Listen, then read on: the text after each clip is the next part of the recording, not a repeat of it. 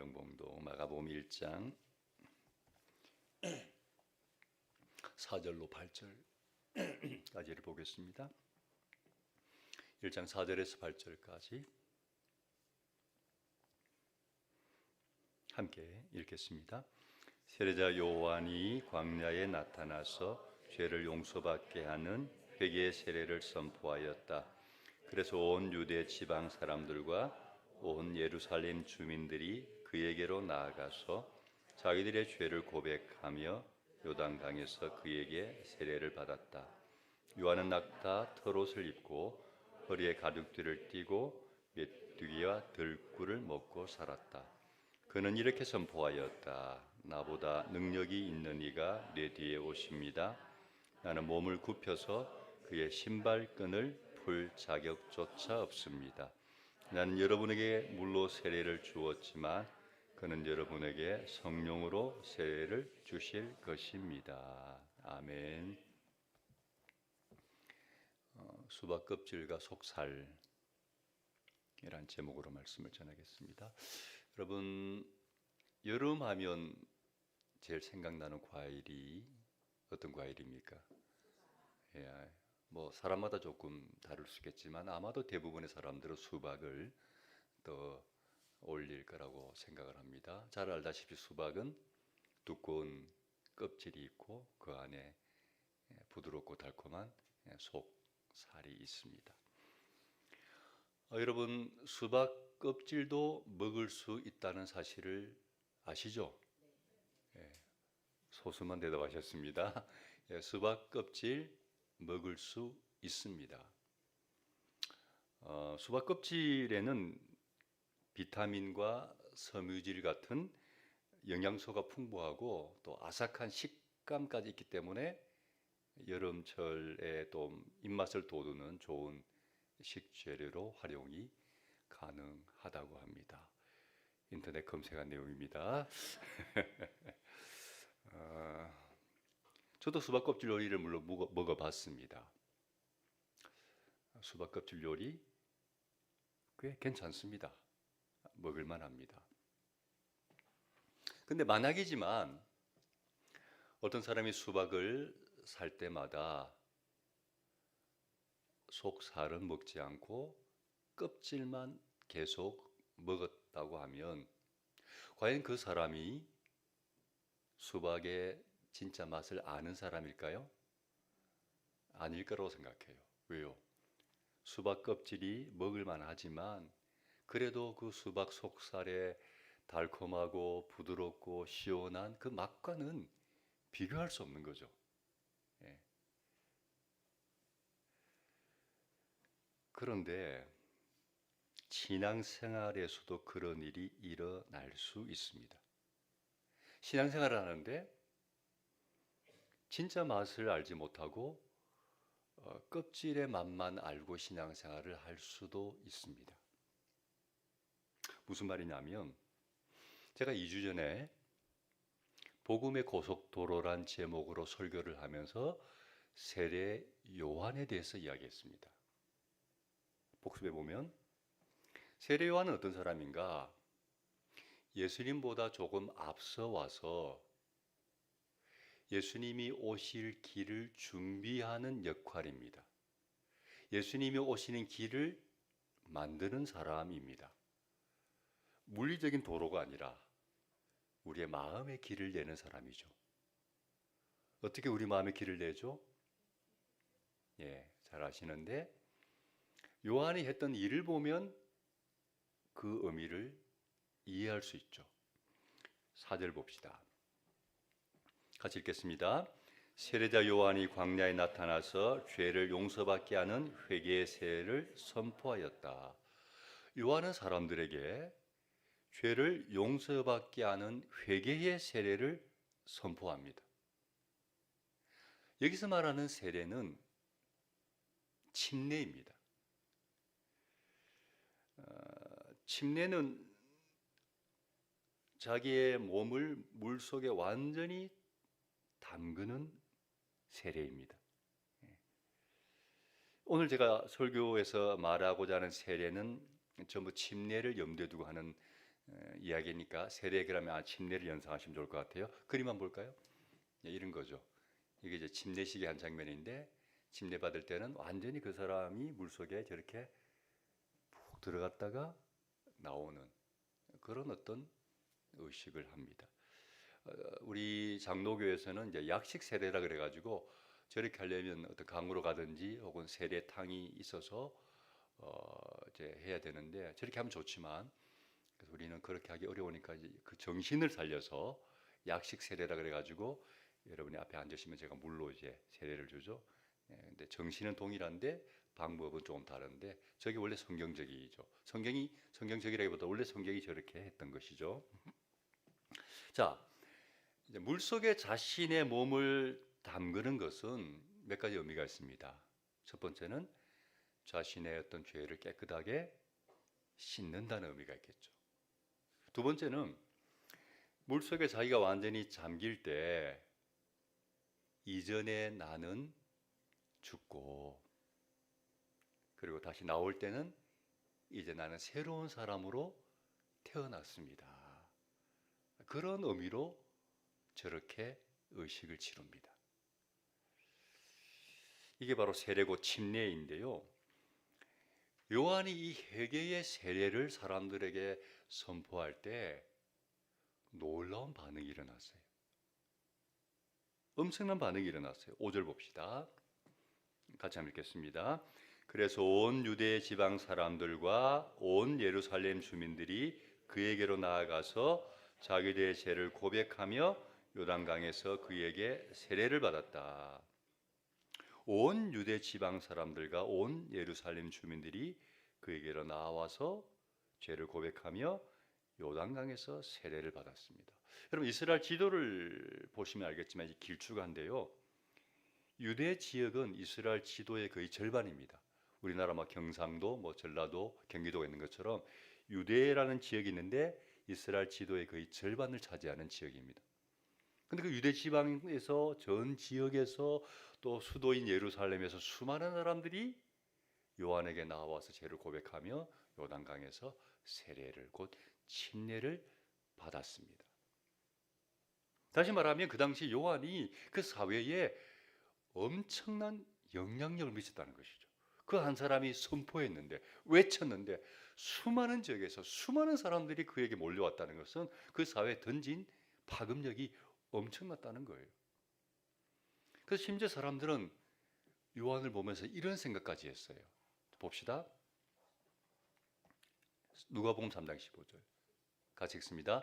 백성이 그리스도를 고대하고 있던 터에 모두들 마음속으로 요한에 대하여 생각하기를 그가 그리스도가 아닐까 하였다. 요한이 영향이 너무 크니까 사람들이 뭔가 그리스도, 그 메시아를 고대하고 있었는데 이 요한이 그 그리스도가 아닐까. 요한이 바로 우리를 구원할 메시아가 아닐까 하는 생각을 할 정도였어요. 그만큼 그 사회에 큰 영향을 미친 거죠. 그런데 정작 요한은 어떻게 말을 하냐면 이렇게 말을 합니다. 마가복음 1장 7절 제가 읽겠습니다. 그는 이렇게 선포하였다. 나보다 더 능력이 있는 이가 내 뒤에 오십니다. 나는 몸을 굽혀서 그의 신발끈을 풀 자격조차 없습니다. 사람들이 자기를 그렇게 막 추앙하고 그런 시선으로 바라볼 때 요한이 말하기를 여러분의 눈에 보기에 내가 좀 대단한 사람처럼 보이고 내가 뭔가 능력 있는 사람처럼 보이죠? 아니에요.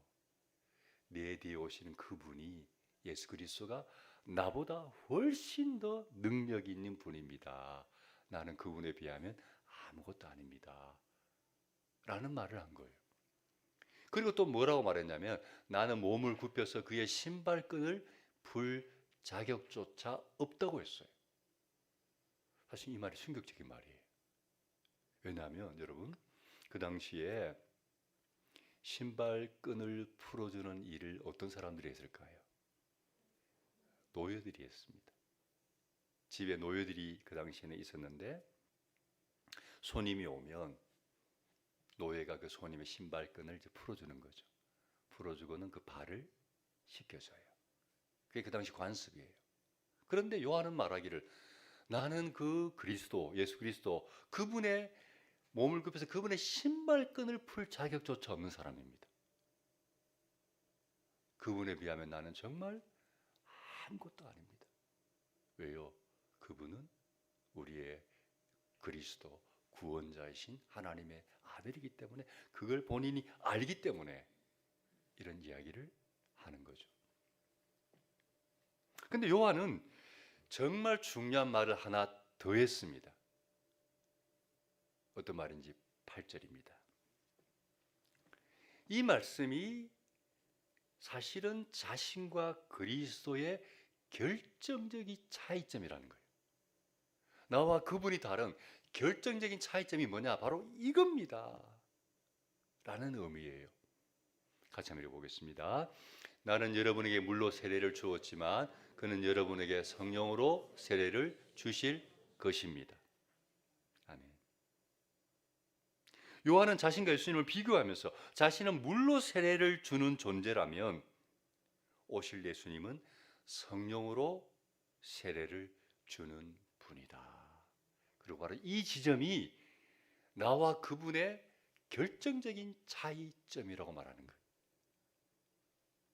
그럼 여러분, 요한이 말하는 물 세례와 성령 세례의 차이점이 뭘까요? 오늘 설교 제목에 답이 있습니다. 물 세례는 수박 껍질이에요. 성령 세례는 수박 속살이에요. 신앙생활이 그럴 수 있다는 거예요. 어떤 사람은 신앙생활을 할 때 수박 껍질 먹을만 하죠. 수박 껍질만 먹는 신앙생활을 하는 반면에 어떤 사람들은 수박 껍질이 아니라 속살을 그 맛을 아는 신앙생활을 한다는 거죠. 여러분, 수박 껍질 요리를 먹는 분들에게 다시 묻습니다. 먹어본 분들에게 다시 묻습니다. 어떻습니까? 좀 먹을만 합니까? 그렇게 먹을만은 합니다, 여러분. 한번 드셔보세요. 먹을만은 하세요. 해요. 아까 내가 수박 껍질로 할 수 있는 요리를 설명 안 했나요? 예, 수박 껍질로 만들 수 있는 게 무침, 볶음, 또 여러 가지 있다는 얘기 들었어요. 수박 껍질로 이렇게 무침도 하고 볶음도 하면 제법 맛이 있습니다. 그렇지만 수박의 속살에 비할 수는 없죠. 그래서 신앙생활을 할 때는 수박 껍질 맛만 아는 신앙생활이 아니라 속살의 맛을 아는 신앙생활을 해야 한다고 제가 말씀을 드렸습니다. 그러면 요한이 주는 물세례가 수박 껍질에 해당되는데 물세례가 의미하는 신앙생활은 어떤 신앙생활일까요? 쉽게 말하면 종교생활이에요. 종교생활. 예를 들면 어떤 분이 어떤 계기가 되어서 교회에 나오게 됩니다. 종교에 하나 입문하게 된 거죠. 그리고 교회 조금 나오다 보면 또 자연스럽게 세례를 받죠. 그렇죠?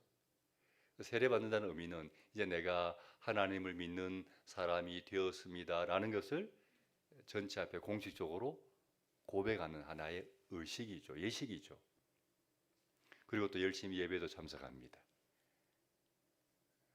또 봉사도 하죠. 그리고 또 함께 모여서 식사도 하면서 교제도 하고 그런 신앙생활을 하죠. 여러분 그렇게 또 신앙생활 하다 보면은 또 재미도 좀 있어요. 그죠? 교회 오는 게 그래도 좀 재미가 있어요.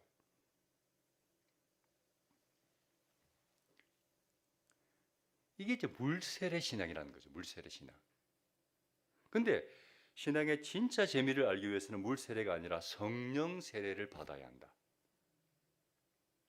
이걸 지금에 좀 우리가 적용하자면 여러분 지금의 물세례는 누가 주죠? 목사님이 제가 줍니다. 제가 여러분에게 물세례를 줍니다. 그리고 제가 요한이 사람들에게 회개하라고 메시지를 선포한 것처럼 제가 여러분에게 말씀을 선포합니다. 또 여러분을 신앙으로 잘 교육도 합니다.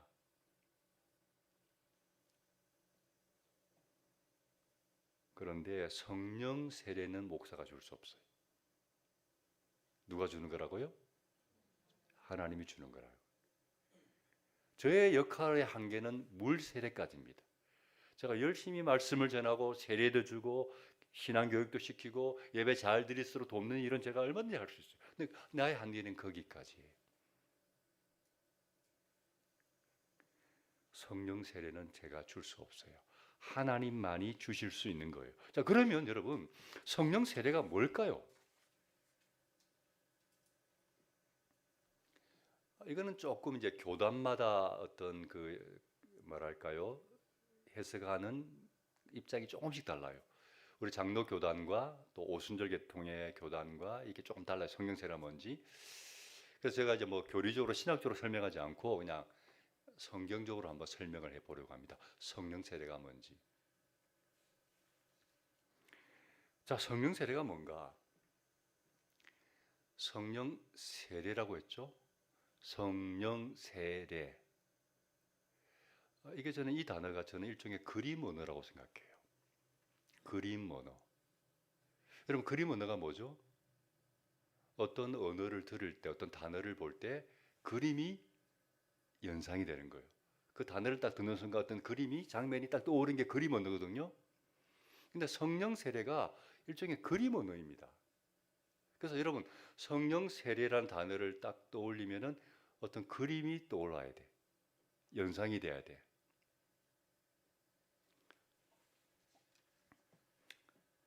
특별히 세례라는 단어를 들으면 그림이 떠올라야 되죠.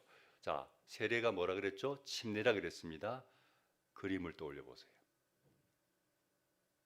어떤 강가가 있습니다. 물이 흐르고 있습니다. 그리고 그 강 주변에 이제 세례를 침례하는 목사님이 계시고 또 세례를 받을 사람이 또 있고 보통 이제 흰 가운을 입고 준비를 합니다. 또 그 옆에 또 그걸 지켜보는 성도들도 있겠죠. 한번 저를 띄워보세요. 그리고 이제 세례를 받는 분이 강가로 들어오면 강 속으로 들어오면 목사님이 그 사람을 완전히 물속으로 이렇게 눕힙니다. 푹 잠기게 합니다. 그리고 오래 잠기면 안 되니까 금방 또 이렇게 일으킵니다. 한 번은 일단은 푹 들어갔다가 나옵니다. 그러니까 성령 세례라고 했으니까 이 단어를 듣는 순간 이런 그림이 좀 머리에 이렇게 연상이 되어야 된다는 거죠. 근데 물이 아니라 뭘로? 성령으로 세례를 받는다고 했죠. 어떤 의미일까요? 내가 성령으로 세례를 받는 경험은 마치 물속에 푹 잠기듯이 성령께 내가 푹 잠기는 것 같은 경험을 한다는 거예요. 성령으로 세례받는 거니까 내가 성령께 푹 잠기는 거예요. 조금 다른 식으로 설명하면 성령께서 나를 이렇게 덮어요. 나의 전체를 와 이렇게 덮어요. 감싸요. 그런 느낌.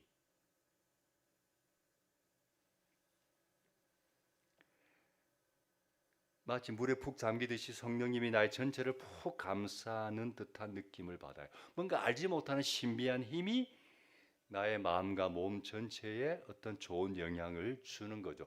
나도 그걸 느낄 수가 있어요. 사람마다 느끼는 것이 조금씩 다를 수 있어요. 성령 세례를 받을 때. 왜냐하면 각자 독특한 상황과 어떤 기질이 있기 때문에 성령께서 그 사람에 맞게끔 다가오시기 때문입니다. 어떤 사람은 성령께서 임하실 때 왠지 마음이 따뜻해지고 왠지 내 마음이 부드러워진 느낌을 가질 수 있어요. 내 마음이 좀 굉장히 척박하고 좀 드라이하고 뭔가 좀 빡빡했는데 갑자기 내 마음이 굉장히 좀 부드러워지는 느낌? 풀어지는 느낌? 그런 느낌을 받을 수도 있고 어떤 분들은 성령의 어떤 임재가 있을 때 갑자기 마음에서 기쁨이 막 샘솟는 분도 계시고 어떤 분들은 갑자기 자기의 과거의 지금의 모든 부끄러운 어떤 잘못과 허물들이 막 생각이 나요. 갑자기 이전에 했던 나의 모든 부끄러운 것들이 갑자기 생각이 막 나. 어떤 분들은 갑자기 눈물을 흘리기도 해요. 어떤 사람은 교회를 오래 다녀도 하나님이 왠지 안 믿어졌어. 안 믿어져. 근데 그 순간 갑자기 안 믿어진 하나님이 믿어지는 거예요. 갑자기 그 순간에. 갑자기 믿어져. 그런 경험을 하는 분도 계시고요. 또 어떤 분들은 좀 신비한 영적인 현상을 경험하기도 합니다. 뭐 방언이 나오기도 하고, 뭔가 환상을 보기도 하고, 뭔가 좀 뜨거운 것을 경험하기도 합니다. 그 경험이 어떤 사람은 세게 올 수 있어요. 어떤 사람은 부드러운 터치처럼 올 수도 있어요. 그냥 바람이 스쳐 지나가듯이 슬쩍 터치한 것 같은 경험을 할 수도 있어요. 요한복음 3장 봅시다. 같이 읽습니다. 바람은 불고 싶은 대로 분다. 너는 그 소리는 듣지만 어디에서 와서 어디로 가는지는 모른다. 성령으로 태어난 사람은 다 이와 같아. 이런 바람이 불면 바람이 눈에 보여요? 안 보이죠. 근데 바람의 존재는 알 수 있죠. 어떻게 알 수 있나요? 소리로도 알 수 있고, 바람이 내 몸을 스쳐 지나가면서 바람이 스쳐 지나가 보이지 않지만 나를 터치한 것이 느껴짐을 통해서 알 수도 있고, 또 나무잎이 막 흔들릴 때 바람이 지나갔구나라는 것을 느낄 수가 있잖아요. 그와 같이 성령님께서 나를 그냥 바람이 싹 스치고 지나가듯이 내 마음에 탁 터치하는 거예요. 여러분, 넛지라는 단어 아세요? 한때 굉장히 좀 이렇게 막 관심 있던 그 단어였는데, 넛지라는 뜻은 뭐냐면 가벼운 터치, 가벼운 자극. 그러니까 억지로 사람을 끌고 가는 게 아니고, 요즘 사람들은 그렇게는 수용이 잘 안 된다. 가벼운 자극을 줌을 통해서 스스로 변하게끔 하는 그 살짝 자극을 주는 게 넛지라고 그래요. 그 대표적인 예가 이제 화장실에 소변기에 뭐가 그려져 있어요? 여자들 잘 모르시는구나. 화장실 소변기에 벌레 하나, 파리 같은 게 그려져 있잖아요. 그게 대표적인 케이스다. 그거 아닌데 그거 하나 그려놨는데 사람들이 이게 그 볼일 볼 때 밖으로 튀지 않고 그거 조준하려고 예, 자연스럽게 화장실을 깨끗하게 쓰게 되었다. 막 화장실 가면 적어놨잖아요. 깨끗하게 쓰세요. 어쩌고 저쩌고. 그거 할 필요 없이 그거 하나 딱 그려놨는 사람들이 그것 때문에 그냥 자연스럽게 다 화장실 깨끗하게 쓰더라. 그게 넛지예요, 넛지. 살짝 자극을 줘서 사람들로 하여금 변화되게끔 하는 그런 슬쩍 터치하는 거죠, 성령께서.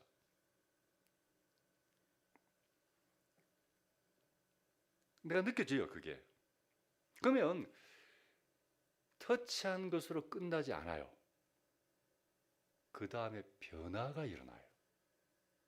성령께서 나를 터치할 때 변화가 일어나요. 그 변화를 이 시간에 다 말할 수는 없지만 분명한 것은 내가 성령의 세례를 받으면 내 삶의 좋은 방향의 변화가 일어납니다. 내가 성령의 세례를 받았는데 내 삶이 나쁜 쪽으로 변화가 되었다? 그건 성령이 하신 일이 아니에요. 성령이 나를 터치했으면 반드시 좋은 방향의 변화가 일어나게 되어 있어요. 열매로 알 수 있는 거죠. 자, 봅시다. 갈라디아서 5장 22절 말씀. 같이 읽습니다. 그러나 성령의 열매는 사랑과 기쁨과 화평과 인내와 친절과 선함과 신실과 온유와 절제입니다. 이런 것들을 막을 법이 없습니다. 자, 보세요. 성령이 내게 임했다. 성령님이 나를 터치했다. 그러면 이런 열매가 맺혀요. 어떤 열매? 성령이 나를 터치하면 사랑하게 됩니다. 그리고 내 안에 기쁨이 생깁니다. 그리고 화평하게 됩니다. 그리고 어려운 것도 잘 참아내는 인내하는 사람이 됩니다. 그리고 사람들에게 친절하게 대합니다. 그리고 선함, 착한 사람이 됩니다. 신실은 페이스풀이거든요. 믿을 만한 사람, 신실한 사람이라는 뜻인데 뭔가 사람이 믿을 만한 사람이 됩니다. 신뢰할 수 있는 사람. 그 다음에 또 뭐죠?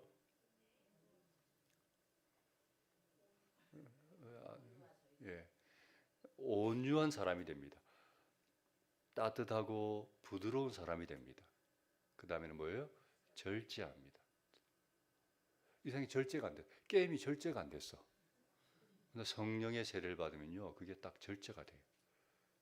딱 스스로 셀프 컨트롤이에요. 스스로 딱 조절이 돼. 아, 이건 안 되겠구나. 딱 끊어. 절제가 돼요. 술을 절제하고 분노를 절제하고 게임을 절제하고 성령께서 임하시면 이런 일들이 일어나요. 내 삶에 아름다운 좋은 방향으로 변화가 반드시 일어납니다. 자, 이런 것이 바로 성령으로 세례를 받는 경험인데요. 교회를 다녀도 이 경험을 하지 못하면, 성령 세례의 경험을 하지 못하면 신앙생활을 하면서 수박 껍질만 아는 신앙생활입니다. 종교생활하는 거죠. 근데 그게 한계가 있는 거예요. 나쁜 건 아니지만 한계점이 있는 거죠.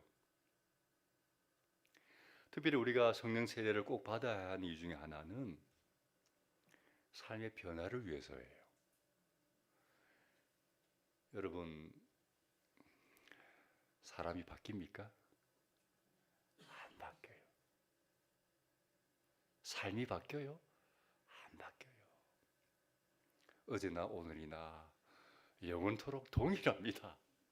안 바뀝니다, 사람은. 교육이 사람을 바꾸나요? 아닌 것 같아요. 질 좋은 교육, 수준 높은 교육, 다양한 교육을 수도 없이 사람들이 받지만 우리 사회는 반대로 가는 것 같아요. 사람들이 더 이상해져. 더 이상한 사람들이 많아져. 여러분, 사람은 안 바뀝니다. 뭐 때린다고 바뀝니까? 구박한다고 바뀝니까? 안 바뀝니다. 스스로 알죠? 나도 변화되고 싶은데 안 되죠. 뭔가 새롭게 살고 싶은데 안 되죠. 좀 정직했으면 좋겠어요. 안 돼요.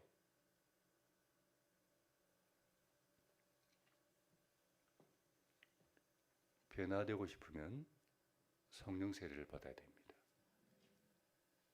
성령의 세례를 받으면요, 나도 모르게 내가 바뀌어요. 사람이 바뀌어요. 좋은 쪽으로.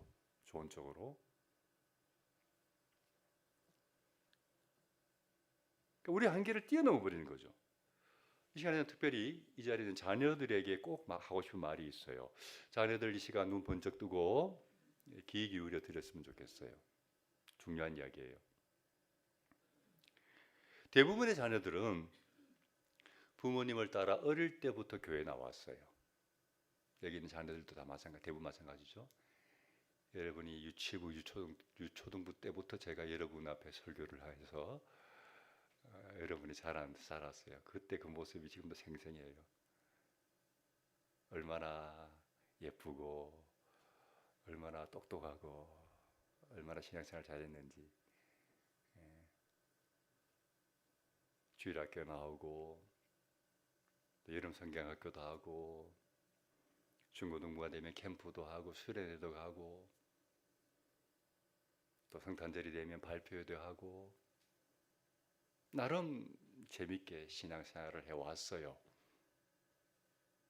그런데 그런 우리 아이들이 조금씩 머리가 커지고 나이가 들면서 신앙의 한계점에 도달합니다. 왜요? 그런 어릴 때부터 익숙한 종교생활이죠. 교회생활이죠. 그것만 가지고는 내가 계속 신앙생활을 재밌게 하기가 어려워요. 왜요? 세상에 재밌는 게 너무 많아. 교회에 보면 너무 식상해. 지루해. 그러면 부모님 눈치 때문에 교회에 계속 나오는 게 사실은 쉽지 않은 거예요. 힘들어지기 시작하는 거예요. 재미가 없는 거예요. 그럼 어때요? 점점 신앙에서 멀어지기 시작해요.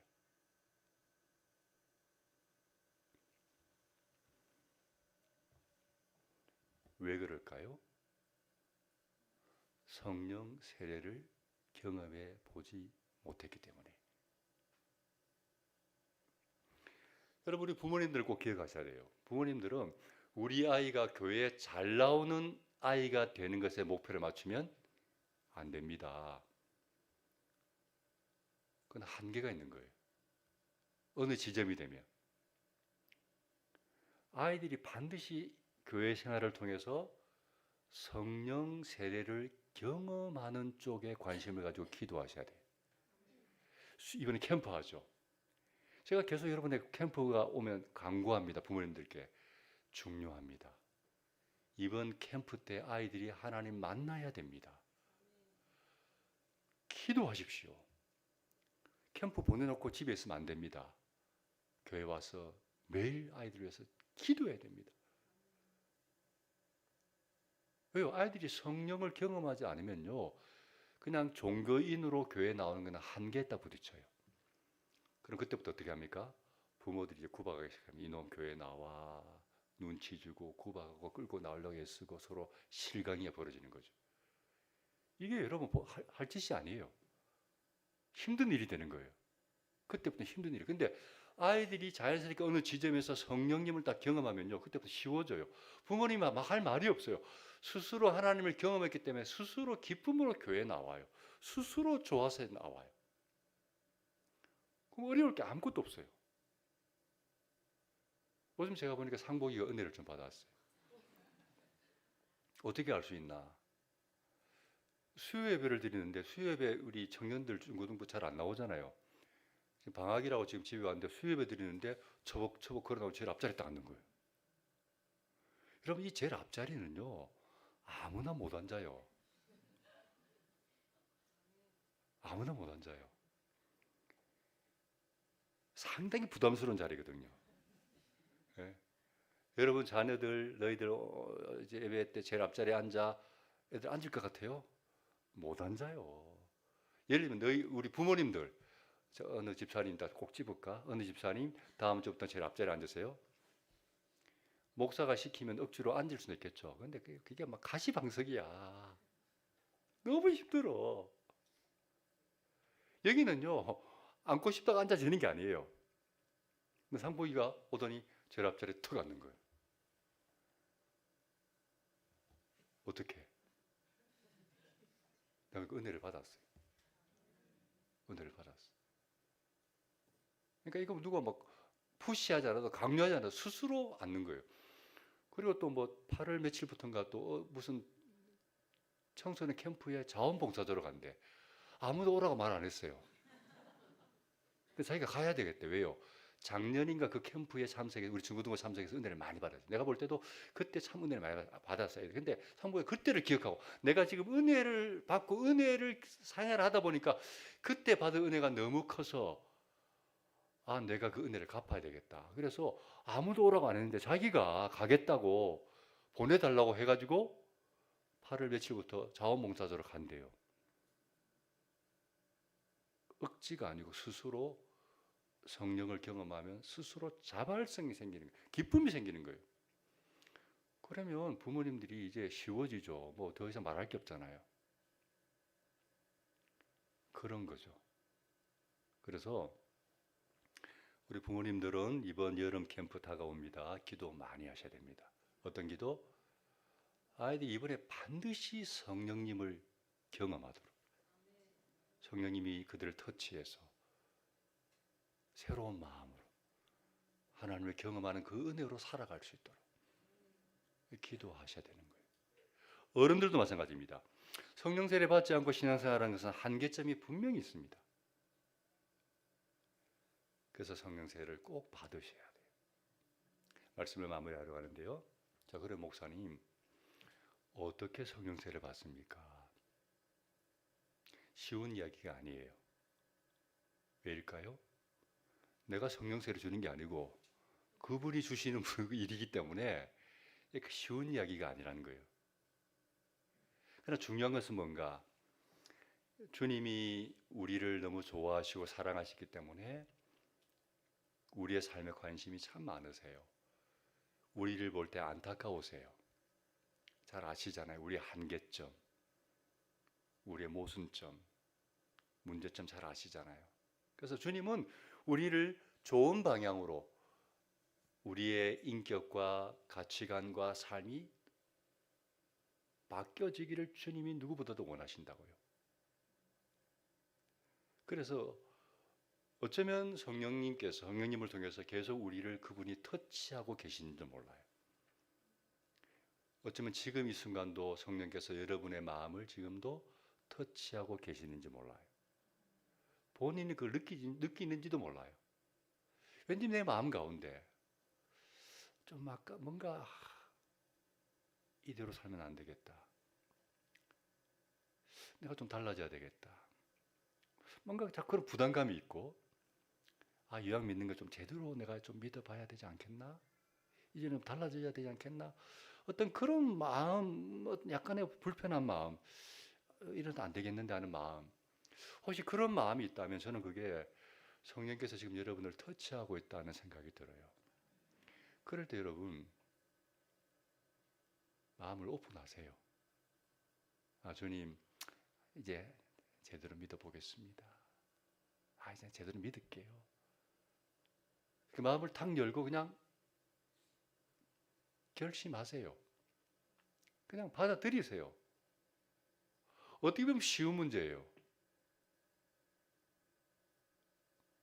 그러니까 성령께서 어떤 그런 마음을 주실 때, 터치하실 때 그냥 마음 열고 그냥 받아들이면 되는 거예요. 근데 그게 어려운 분들이 계세요. 그럴 때 어떻게 해야 되죠? 그러면 주변에서 기도를 많이 해주셔야 돼요. 기도를 어떻게? 많이 해주셔야 돼요. 이거는 어떻게 사람이 할 수 있는 일이 아니거든요. 구박한다고 되는 일도 아니고. 내면에서 어떤 변화가 일어나야 가능한 일이기 때문에 이거는 억지로 되는 일이 아니기 때문에 주변에서 기도를 많이 해주셔야 돼요. 하나님, 이분이 마음이 조금 열리도록, 마음이 좀 가난해지도록, 마음이 좀 부드러워지도록, 그래서 하나님에 대해서 마음을 오픈할 수 있도록 하나님 좀 도와주세요. 이런 기도를 주변에서 많이 하셔야 돼요. 할렐루야. 많이 하셔야 돼요. 더 많이. 하나님이 은혜 주셔야 되는 일이기 때문에. 안 그러면 안 맡기기 때문에. 주변에서 많이 기도하셔야 돼요. 정말 중요한 문제. 계속 이렇게 갈 겁니까? 어떤 변화의 시점이 필요하잖아요.